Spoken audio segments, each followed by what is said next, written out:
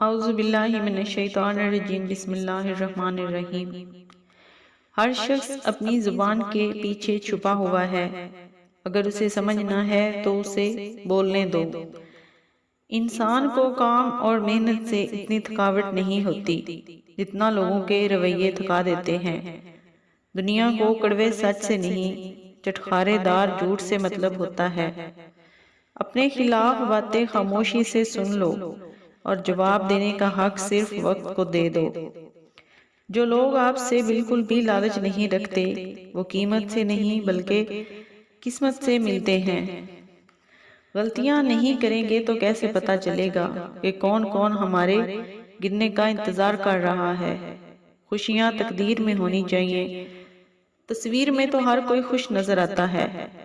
آئینہ وہ واحد ساتھی ہے جو آپ کے ہنسنے پہ ہنستا ہے اور آپ کے رونے پہ روتا ہے۔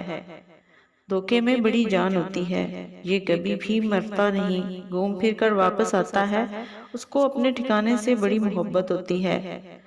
اور کچھ لوگ واقعی ساری عمر کسی کے انتظار میں گزار دیتے ہیں، جیسے غریب پیسوں کے اور امیر سکون کے انتظار میں۔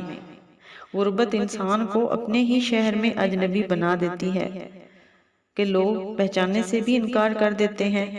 اچھے وقت کی ایک خامی ہے کہ زیادہ دیر نہیں رہتا، اور برے وقت کی ایک خوبی ہے کہ ہمیشہ نہیں رہتا۔